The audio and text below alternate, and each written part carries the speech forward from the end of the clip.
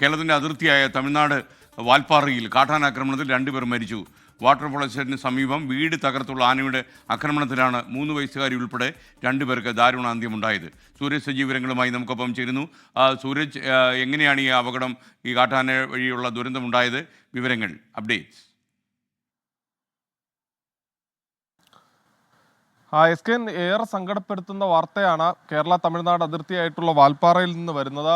ഈ തമിഴ്നാട് മേഖലയിൽപ്പെടുന്ന ഈ വാട്ടർഫോൾസ് എസ്റ്റേറ്റിന് സമീപത്തുള്ള കാടർ പാറയിലാണ് ഈ കാട്ടാനാക്രമണം ഉണ്ടായിരിക്കുന്നത്. ഇന്ന് പുലർച്ചെ 3:30 ഈ വീട്ടിൽ കിടന്നുറങ്ങുകയായിരുന്ന കുടുംബത്തിന് നേരെയാണ് ഈ കാട്ടാനാക്രമണം ഉണ്ടായത്. ഈ മേഖല എന്ന് പറയുന്നത് ഒരു 3 വീടുകൾ മാത്രമുള്ള ഒരു പ്രദേശമാണ്. അവിടെ ഇന്ന് പുലർച്ചെ 3:30 ഈ കാട്ടാനക്കൂട്ടം എത്തുകയും ഈ വീടിന്റെ മുൻവശത്തെ വാതിൽ തകർക്കുകയുമായിരുന്നു. ഈ കാട്ടാനയുടെ ശബ്ദം കേട്ട് വീട്ടിലുള്ളവർ എഴുന്നേറ്റിരുന്നു. ആ സമയത്താണ് ഈ മുൻവശത്ത് ആദ്യം ഈ ആന പ്രവേശിക്കുന്ന മുൻവാതിലൂടെയാണ്. ആ സമയത്ത് കയറുന്ന സമയത്താണ് അവിടെ ഈ അസ്ല എന്ന് പറയുന്ന 55-കാരി ഉണ്ടായിരുന്ന. ആ 55-കാരിയുടെ കയ്യിലായിരുന്നു ഈ 3 വയസ്സുകാരി ഉണ്ടായിരുന്ന. ആന ഇവരെ ആക്രമിക്കുകയും ഈ കുട്ടി താഴെ വീഴുകയും വരുന്നു. അങ്ങനെ 3 വയസ്സുകാരി ഈ ആന അവിടെ വെച്ച് തന്നെ ഈ ചവിട്ടി കൊലപ്പെടുത്തുന്നു. പിന്നീട് ഈ അസ്ലയും ആക്രമിക്കുന്നു. വീട്ടിലുണ്ടായിരുന്നവരെയും ഈ കാട്ടാന ആക്രമിച്ചു. അങ്ങനെയാണ് ഈ കുട്ടി 3 വയസ്സുകാരി അവിടെ വെച്ച് തൽക്ഷണം മരിക്കുന്നത്. ഇവർ പറയുന്നത് ഈ 3 മണിക്ക് കാട്ടാനാക്രമണം ഉണ്ടായതിനു ശേഷം 6 മണിയോടുകൂടി മാത്രമാണ് ഇവർക്ക് ഈ രക്ഷാപ്രവർത്തനം അടക്കം നടത്താൻ സാധിച്ചത്. അപ്പോഴാണ് ഈ വിവരം പുറത്തേക്ക് അറിയുന്നത്.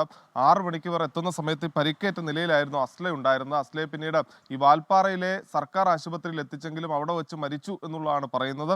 ഇപ്പോൾ എന്തായാലും ഈ മരിച്ച 2 പേരും വാൽപ്പാറയിലെ ഈ സർക്കാർ ആശുപത്രിയിലാണുള്ളത്. ഒരാൾക്ക് പരിക്കേൽക്കുകയും ചെയ്തിട്ടുണ്ട്. തുടർച്ചയായി ഈ അതിർത്തി മേഖലയിൽ ഈ വന്യജീവി ആക്രമണം പതിവായിരിക്കുകയാണ്. കരടിയുടെയും അതോടൊപ്പം തന്നെ പുലിയുടെയും ഒക്കെ ആക്രമണം പതിവായിരിക്കുന്നതിനിടയിലാണ് ഇപ്പോൾ ഈ കാട്ടാനാക്രമണത്തിൽ കൂടി 2 ജീവൻ നഷ്ടമായിരിക്കുന്ന എസ്കെ.